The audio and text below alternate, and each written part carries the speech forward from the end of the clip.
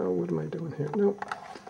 Oh, I thought it's low technology. Yeah, here we Gets go. you. Yes, here we go. Today is the 26th of September 2007, and we're here in the Boston United Way building, and we're with Tom Collier and Heather Lee Price is a student at Eastern Michigan University, and I'm Bill Villano. We're doing an interview for the Veterans History Project. The Ypsilanti Rotary is pretty much sponsoring this, and what we do is we have interviews, we convert these tapes into DVDs and give them to veterans and their families, as many as they want. We also send them off to the Library of Congress. And what we're doing now is, and we're very hopeful of this, is that we're going to be able to put them on a website. So, you know, if you have somebody in Colorado or something that would like to hear from you, you can say, hey, call this website, and there you go. Yeah. Yeah.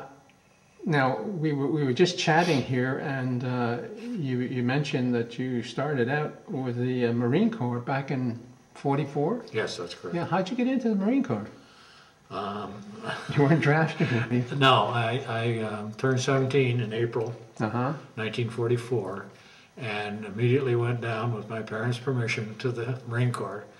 And they agreed to wait until I graduated from high school in June of '44. And then I went on active duty and went to recruit training at Parris Island. Parris Island, yeah. Where'd you go from there, Tom?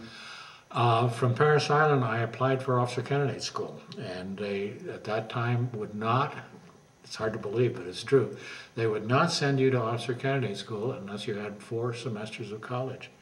So they sent me to college, and I went to Villanova College in Villanova, Pennsylvania, for an expedited 3 terms a year program in order to qualify for OCS.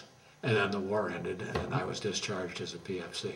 In 1946. So you never got commissioned? No, but I got. I mean, no, I didn't. I didn't. And I signed up in the reserve and stayed as a PFC in the Marine Corps Reserve for a couple of years after that, while I worked in civilian life. What did you do in civilian life after you got Pumped ESO. Oh, yes. Pumped gas. ESSO. I say I was in the petroleum industry. And then I had an opportunity to take the competitive exam for West Point, the military academy, and I took that and passed it, and that's how I got into the Army. That was in 1948. So did you spend, how much time did you spend at West Point after having? It was a full 4-year so college. They didn't count your Villanova? No, they don't count anything for Is that credit right? there. You start over. Oh, right from scratch, no matter what. Oh, I didn't know that. So you got your commission? In 1952, when I graduated after 4 years of college, I was commissioned into the Army, yes. What specific studies did you have there? I mean, were you in engineering or? It was a standard course. All cadets took the same course. There were no electives except which language you studied. That's the only elective.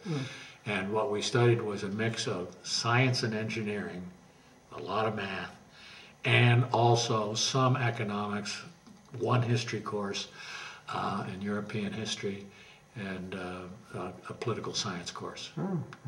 But it was mostly science and math and engineering, which I did not like. You didn't like the science and math? I didn't like the science. I was bad at math, but that's what you had to do, so we did it. So we're not going to read about you being second in your class or anything? No. Actually, I felt very fortunate to get out. Where did you go once you finished West Point? Well, all graduates went initially to service in school in their branch. I was an infantry officer, so I went to Fort Benning, Georgia for a year and studied infantry, and then was assigned to a unit at Fort Benning, Georgia. So Vivian and I, we were married at that time, by that time. We stayed at Fort Benning for almost 2 years, first to school, and then I was assigned to an infantry unit there. Were you married when you were at West Point? No, that's not allowed. Oh, and if you are married while you're at West Point, they kick you out. But we were married 5 days after I graduated. Some people were married that same afternoon, but I thought that was a little uncouth. So we waited till Saturday to get married. And then I was sent to Iceland for a year, and that was an unaccompanied tour. My wife could not go with me. And what was Iceland just a It was an infantry unit assigned up in Iceland, and the odd chance that the Soviet Union might invade Iceland, we were there to prevent that. And that was 1953-4 that I was in Iceland. Still in the middle of the Cold War at that time? Yes, that sort of thing. That sort of thing. Then I came back to the States and was then sent to Germany in the mid-50s until 1955 to 59. And then I went into Special Forces and was sent to Okinawa, and from Okinawa to Vietnam, a couple of times to Vietnam. What's Special Forces? Special Forces was an Army unit designed to train local forces behind enemy lines to act as guerrillas, to conduct guerrilla warfare. That was what we were trained for. What we actually did was the opposite.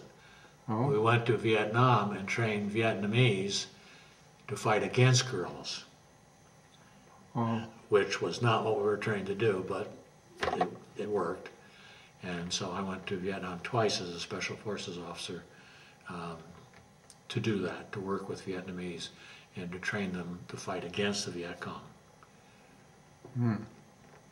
We worked with mountain tribes who were actually not ethnically Vietnamese. Ethnically they were different, and they and the Vietnamese did not get along well. Oh, how come? They owned the land and the Vietnamese wanted it. I mean, it was very similar to the question of Native Americans and Indians in the United States. They were primitive Aborigines living in the mountains, and the Vietnamese wanted their land, so that was the conflict. But they were willing to fight against the Viet Cong. We trained them and armed them and taught them how to fight, and they did that. You say they weren't pure Vietnamese? No, ethnically they had different language, they had different ethnic background. They were more related to the Burmese and some of the Polynesian islanders than they were to the Vietnamese, who were essentially Chinese. I'm going to pause this just for a second. Somewhere here. Here or there isn't going to matter. I just try to get rid of some of the glare.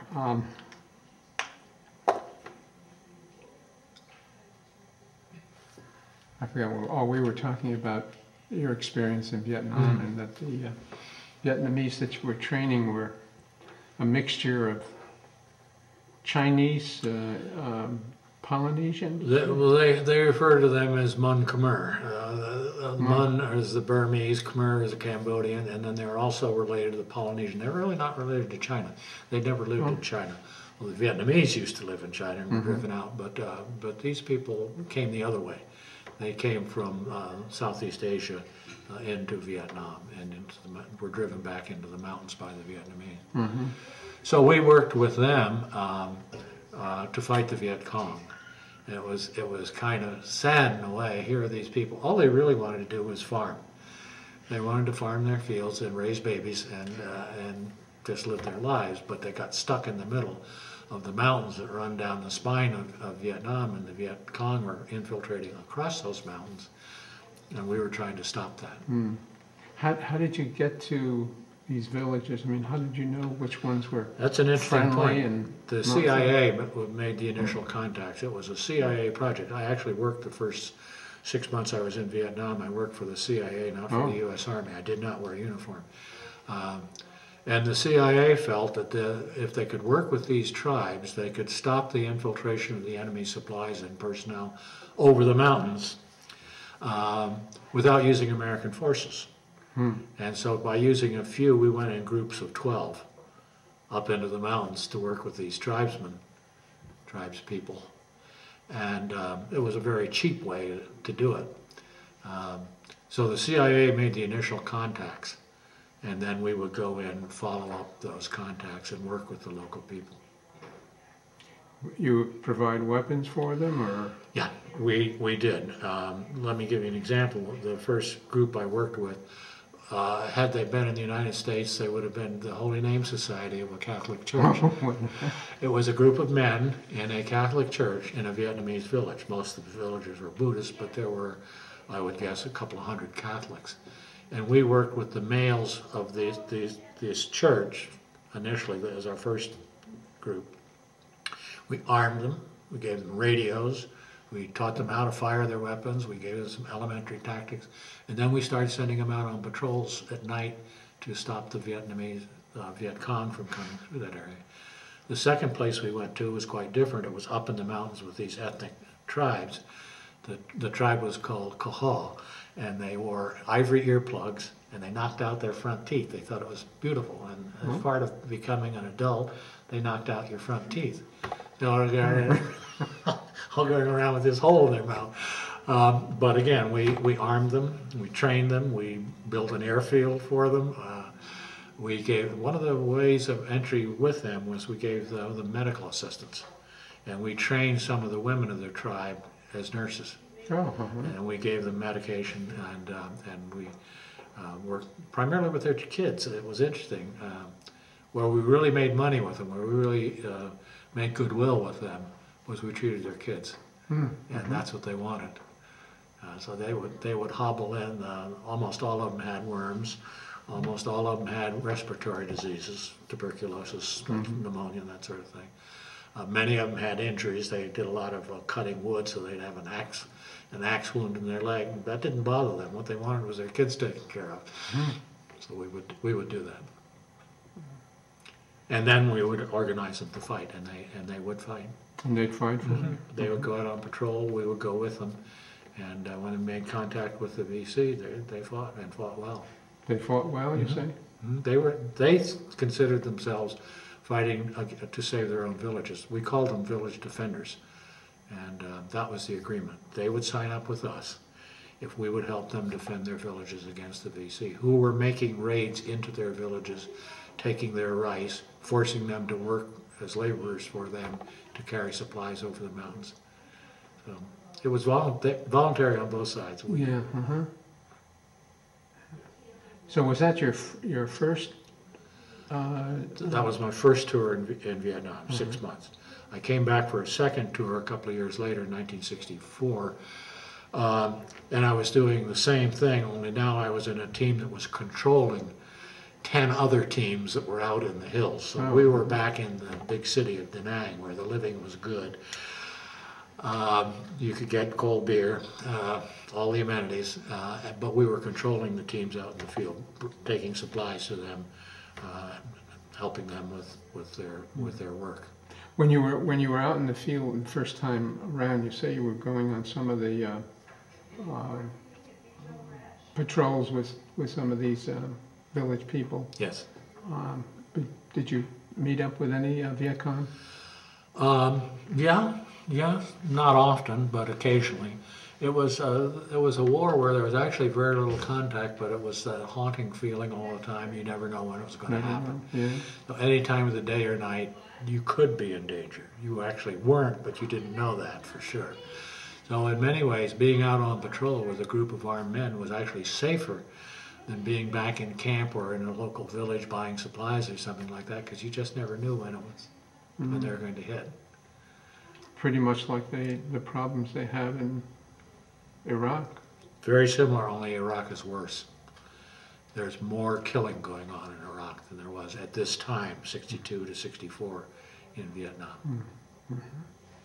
Now then you went back, you say, a second time, but you were at a different level. In a control team.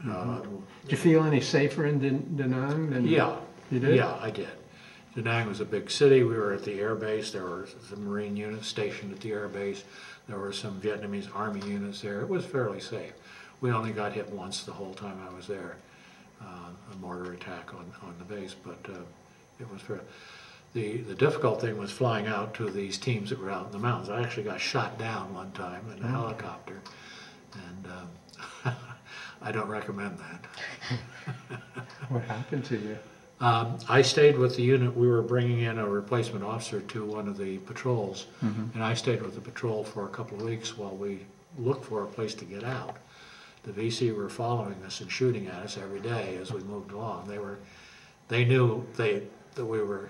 They knew where we were, and they were following us. They're hot on your trail. And we eventually cleared a landing zone and brought the Marine helicopters in and got the unit out. It took a couple of weeks.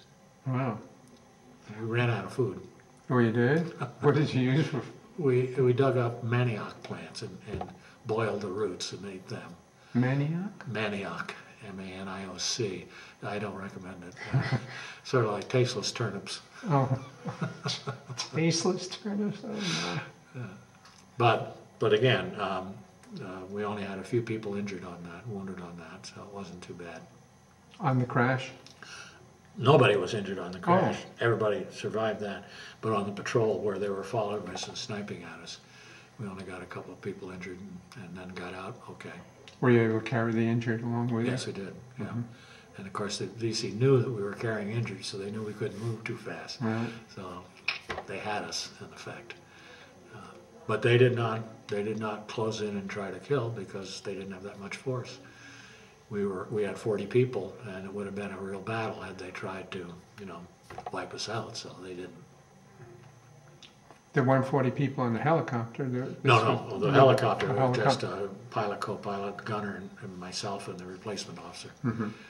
So there were only 5 of us in the helicopter when that went down. And the rest of them. But the rest of them were already on the ground. We were joining a patrol that was already on the ground.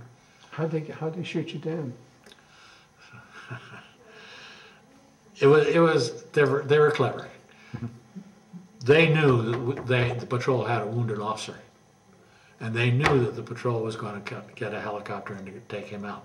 They knew he was wounded because they put a little punchy stake in the ground and he stepped on it, and they saw it. He was chasing a VC, and they saw him wounded, and then they saw him limping. So as soon as the patrol started to cut down trees, actually blow down trees with explosives to bring the helicopters in, they set up a little ambush for the helicopter. They looked at the ground and they knew the helicopter had to come in a particular way, and they set up a machine gun. And when we came in, they shot us down. So we made what was essentially a crash landing, and the helicopter broke up. And the Marines, and I give them great credit, the Marine always fly 2 together. And they immediately brought the wingman down. Well, now the landing zone was not only small, but had a crashed helicopter in the middle of it. The wingman immediately came down, picked up the helicopter crew and the wounded Marine officer, Army officer, and flew out. And I thought, those guys are really, they really have guts. And I was very impressed with the Marines. Yeah. Yeah. Of course, I had been a Marine, so. I was going to say. Now, you had 3 tours in Vietnam, didn't you? Yes. After the second tour, I went back to the States and went to a Navy school for a year, and then went back to Vietnam with the Army Troop Unit, which was quite different from Special Forces. And now we were not working with local people. We were an Army you were the 1st Cavalry Division. And I worked with them for 6 months and then went on another assignment in a headquarters down in Saigon for the last 6 months of that year. Then you recently took a nostalgic trip to... Yes, Vivian and I went back to Vietnam over Christmas last year, Christmas and New Year's.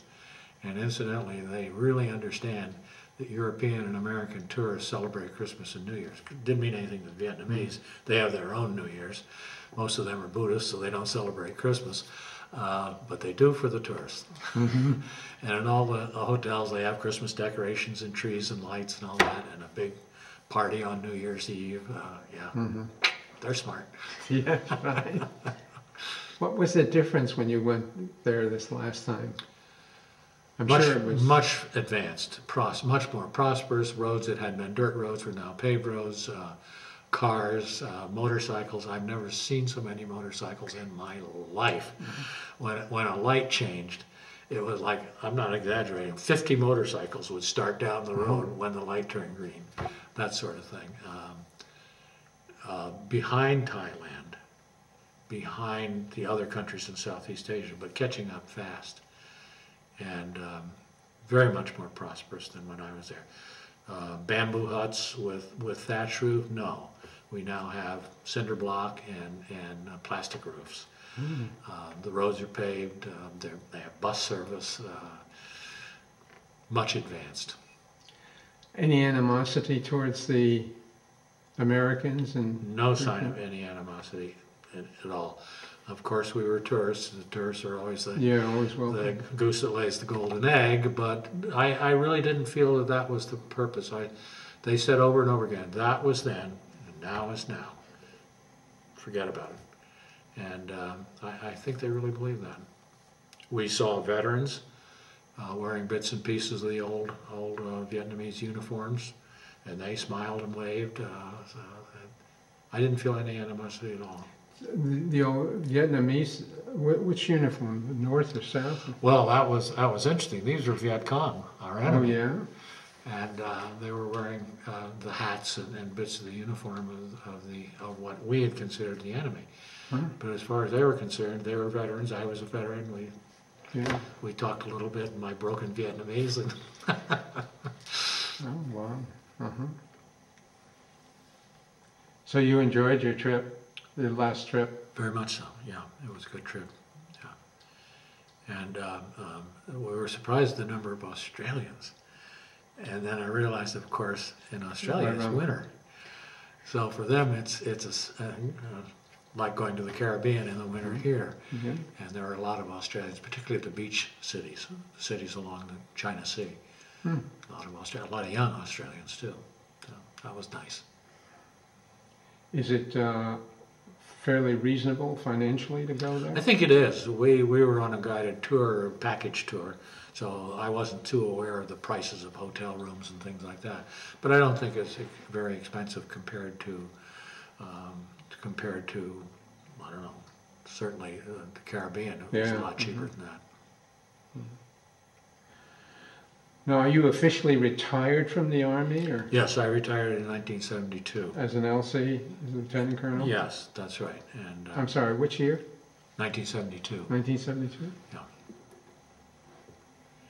And I went back to Germany as a civilian after that, but I was no longer in any way connected with the Army and have not been since 1972. What were you doing in Germany at that time? I worked as a civilian historian for the European Command Headquarters in Stuttgart, Germany, which was a good job. I enjoyed it very much. And my kids went to a good school there, American Defense Department school for the kids of the service people in Germany. So it worked out very nicely for us. When did you finally come back to Ann Arbor? Or when did you come to Ann Arbor? When we left Germany in 1978, I came to Ann Arbor in order to do graduate work. And my wife Vivian is a native of East Lansing, so coming to Michigan was not a hard choice. She still has family here, and so it worked out very nicely for us. You were originally from? Well, I'm not really from anywhere. My father was a Marine officer, so we traveled. I went to 4 high schools.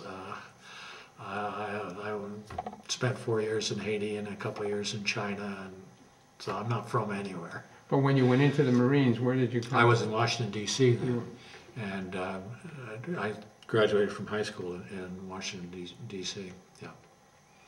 And you came back to you came to Ann Arbor. You're doing graduate work. And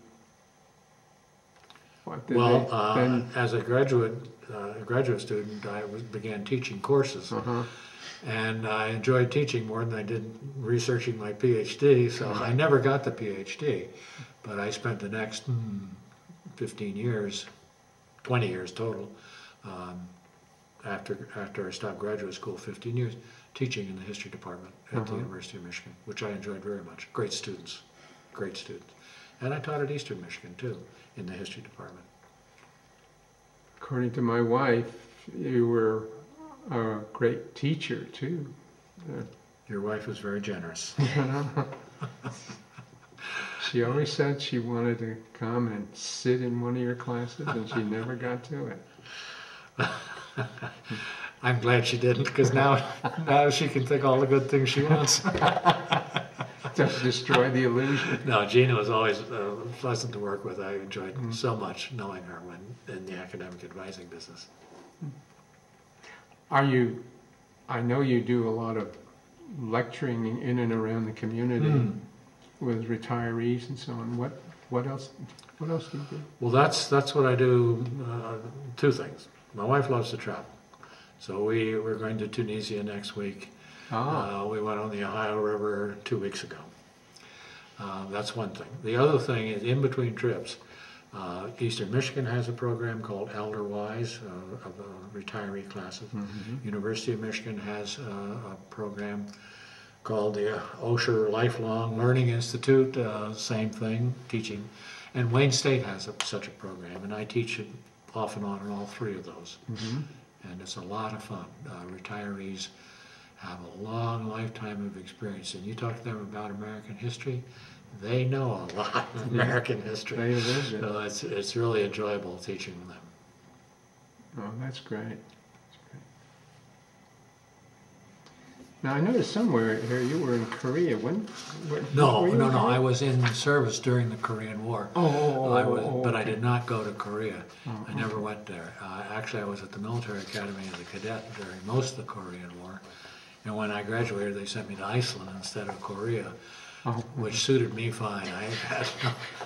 Actually, the war was over in Korea by then, and it was sitting around waiting for your year to end. And I would rather do that in Iceland than in Korea. Yeah. I see you reproduce some pictures, and I had to run home and get the flag because I forgot it, but another thing I forgot is my camera. I usually like to take pictures of veterans to have that with the material. And I forgot. Maybe we can pick that up some other time. Sure, I'd be happy to. Right. I don't much care for the pictures that I take these days, but I'd be willing to share them. They're with a digital camera, so you can say, I don't want that one, and we just erase it, so no problem.